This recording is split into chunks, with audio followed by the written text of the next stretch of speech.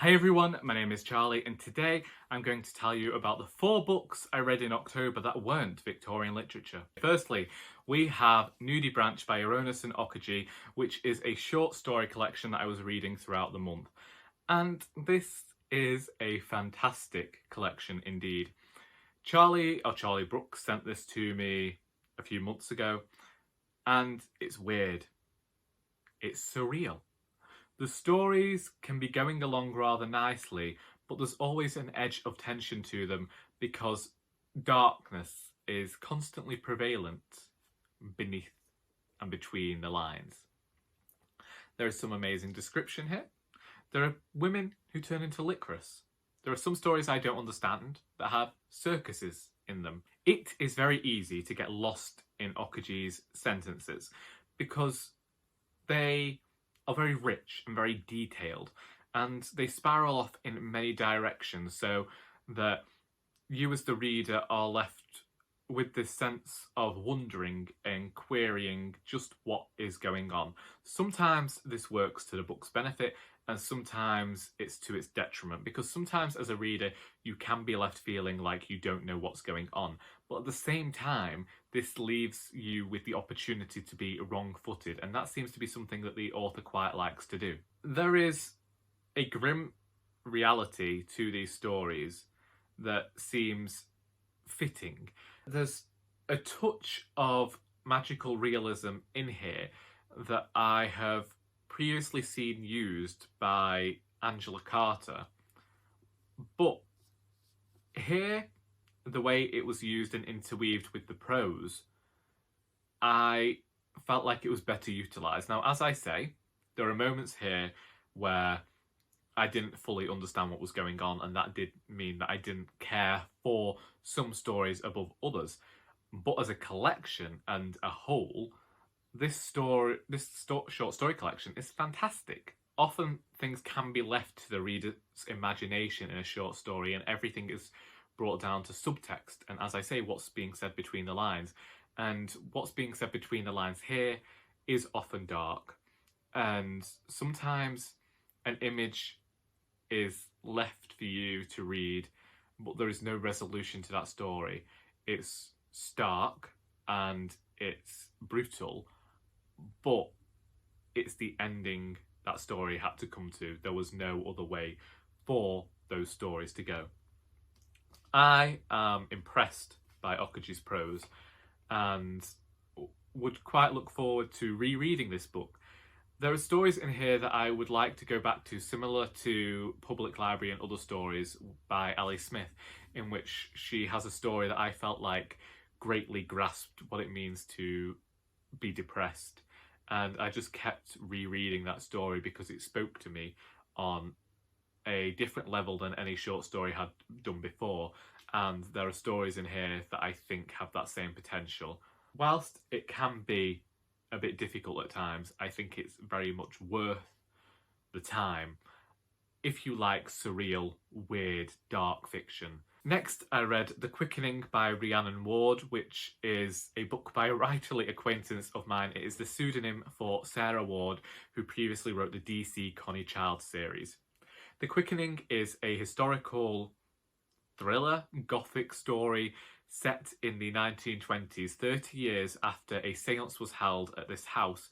A young photographer is invited to take pictures of the house as the aristocratic family are embarking upon a journey to India and want to sell their possessions. Our protagonist is heavily pregnant, and upon her arrival begins to experience people being somewhat shocked and somewhat worried for her, and she doesn't quite know why, but it does all relate to this séance that happened and that will be getting recreated whilst she remains at this house. I do have a full review pending of this story, and know that whilst I do know Rhiannon Ward and we have done events together before, I don't think that prevents me from being able to give my full thoughts on this book, which unfortunately, whilst I can see what the author was trying to do, I don't think that it paid off.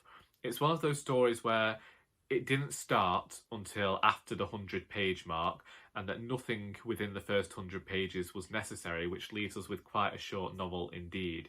I wish that the touches of the supernatural and the creepiness had been heightened a bit more, and I kept drawing allusions to the 13th tale, which isn't the author's fault, but I ended up feeling like the mystery surrounding the family and everything there had been done before, and with other books it had been executed in a better fashion.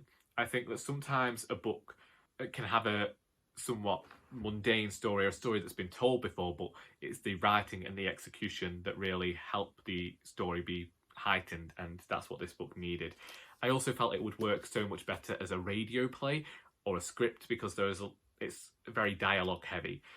That doesn't lend itself well to the Gothic, when it's very much about the description and the atmosphere, and I felt it was lacking here. Then we have Local Haunts, which is the HorrorTube anthology edited by Regina of Regina's Haunted Library, or Regina St. Clair as she is mentioned on the cover. Here we have a collection of stories by HorrorTubers and Booktubers and Outliers, and they're all surrounding this idea of local haunts, which is very heavily focused on setting. There are some standout stories in here. There's nothing that really scared me or left me fearful as I'd hoped for, but I feel like with horror fiction, and this gave me a different impression of horror fiction, it's that when we read other books, supernatural books or fantasy novels, we go into them expecting good things to happen to good people. But with horror fiction, bad things can happen to good people, bad things can continue to happen to good people, and unhappy endings can be the norm, which I think is what adds itself to the horror, because it gives it this sense of inevitability, and we like those hopeful endings. Now, actually, firstly, I need to tell you that after I read the story Crowthorne by Andrew Lyle, I actually sent Dane a message asking him whether he had laughed out loud at the ending, because that's what happened to me, and I began to wonder whether I have no soul and I'm actually incredibly twisted, because it's such a dark ending and I was in hysterics. I was rhapsodying about it. I was reading it whilst my mother was in the room, and I just had to tell her what happened.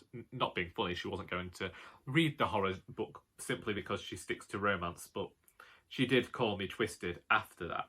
The final stories by Jason of Jason's Weird Reads, Jason White and Cameron Chaney really impressed me and were a very strong finish to this collection. Again, with this collection, similar to Nudie Branch, I have mixed feelings. It's a mixed bag of stories. There are some very strong stories in here that are creepy, go into a bit of gore and horror as Jason White's did. That was incredibly weird, and I just loved the weirdness of it and the darkness surrounding it. And Cameron Chaney's was a story that throughout was just thrilling to read.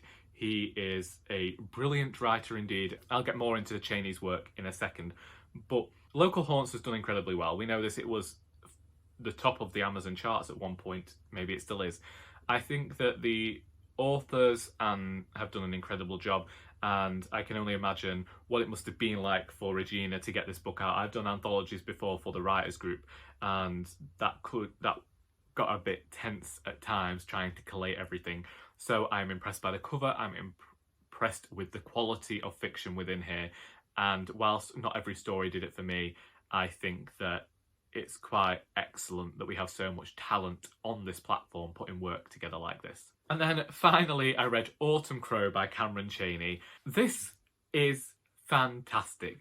This is a series of stories set in the town of Autumncrow, all around Halloween, and it goes into some of the classic horror movie tropes, and I was here for it. I was here for Cameron's take on all of these stories. Once again, we have a mixed bag, but I flew through this collection because I adored Chaney's prose. What this book reminded me of was Goosebumps books from when I was younger. Actually, I used to get them out of the library, and it was almost like a fun romp through the horror genre. It felt like someone knew exactly what they were doing and that I could trust this writer.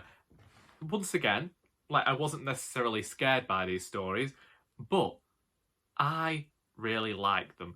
I liked the tendency towards the weird.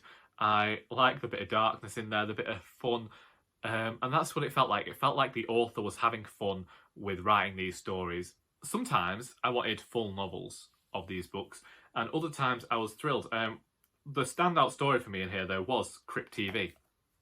There's nothing more I can say than that, because it reminded me of middle grade horror, which is some of my favourite to read because there's usually humour and lightheartedness in the horror as well, and also reminded me a bit of Beetlejuice, and the ending brought a smile to my face and was the ending that I really wanted for that story. Yes, we've got talk of ghosts and possession, and sometimes the stories have unhappy endings, but that enhanced the experience for me because I was grateful that a writer didn't want to tie things up in a nice bow and have everything be resolved at times. He was quite happy to let the characters have endings that suited the story, and that was just brilliant. And I look forward to anything else that this author writes in future, and I really look forward to revisiting Autumncrow and just going back to the stories, because this could very easily become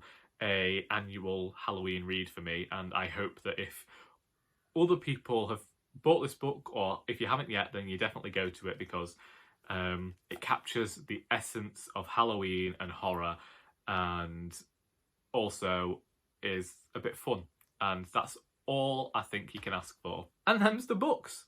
If you have read any of these books and would like to discuss them, then please feel free to do so in the comments. I hope that you've enjoyed this video, and until next time, that is all.